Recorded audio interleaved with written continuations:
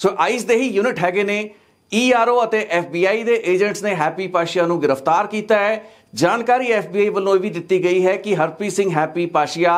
ਗੈਰ ਕਾਨੂੰਨੀ ਢੰਗ ਨਾਲ ਨਜਾਇਜ਼ ਤਰੀਕੇ ਦੇ ਨਾਲ ਇਲੀਗਲ ਮੀਨਸ ਵਰਤ ਕੇ ਅਮਰੀਕਾ ਵਿੱਚ ਕੁਝ ਸਾਲ ਪਹਿਲਾਂ ਦਾਖਲ ਹੋਇਆ, ਜਿਸ ਦਾ ਮਤਲਬ ਸਿੱਧਾ ਤੇ ਸਿੱਧਾ ਇਹ ਹੈ ਕਿ ਉਸ ਦੀ ਡੈਪੂਟੇਸ਼ਨ ਭਾਰਤ ਵਿੱਚ ਹੋਣਾ ਹੁਣ ਲਗਭਗ ਤੈਅ ਮੰਨਿਆ ਜਾ ਰਿਹਾ ਹੈ। ਹੋਈ ਹੈਪੀ ਪਾਸ਼ੀਆ ਦੀ ਗ੍ਰਿਫਤਾਰੀ ਤੋਂ ਬਾਅਦ ਜਿਹੜੀ ਸੈਕਰਾਮੈਂਟੋ FBI ਨੇ ਜਾਣਕਾਰੀ ਨਸ਼ਰ ਕੀਤੀ ਹੈ, ਉਸ ਦੇ ਵਿੱਚ ਇਹ ਵੀ ਦੱਸਿਆ ਹੈ ਕਿ ਪਾਸ਼ੀਆ ਬਰਨਰ ਫੋਨਸ ਦੀ ਮਦਦ ਅਤੇ ਇਨਕ੍ਰਿਪਟਡ ਐਪਸ ਯਾਨੀ ਕਿ WhatsApp ਜਾਂ ਕੁਝ ਹੋਰ ਐਪਸ ਦੇ ਜ਼ਰੀਏ ਆਪਣੇ ਅਪਰਾਧੀਆਂ ਦੇ ਨੈਟਵਰਕ ਦੇ ਨਾਲ ਸੰਬੰਧ ਵਿੱਚ ਸੀ। ਬਰਨਰ ਫੋਨਸ ਯਾਨੀ ਕਿ ਡਿਸਪੋਜ਼ੇਬਲ ਉਹ ਫੋਨ ਜਿਨ੍ਹਾਂ ਨੂੰ ਵਰਤ ਕੇ ਆਪਣੇ ਗੁਰਗਿਆਂ ਆਪਣੇ ਆਪਰੇਟਿਵਸ ਨਾਲ ਗੱਲ ਕਰਕੇ ਉਹਨਾਂ ਨੂੰ ਕਮਾਂਡ ਦੇ ਕੇ ਵਾਰਦਾਤਾਂ ਨੂੰ ਅੰਜਾਮ ਦਵਾ ਕੇ ਡਿਸਟਰੋਏ ਕਰ ਦਿੱਤਾ ਜਾਂਦਾ ਹੈ। ਉਹਨਾਂ ਬਰਨਰ ਫੋਨਸ ਦੀ ਮਦਦ ਦੇ ਨਾਲ ਪਿਛਲੇ 5 ਮਹੀਨਿਆਂ ਦੌਰਾਨ ਪਾਸ਼ੀਆ ਨੇ ਕਈ ਦਹਿਸ਼ਤਗਰਦੀ ਵਾਰਦਾਤਾਂ ਨੂੰ ਅੰਜਾਮ ਦਵਾਇਆ ਤੇ ਆਖਿਰ ਦੇ ਵਿੱਚ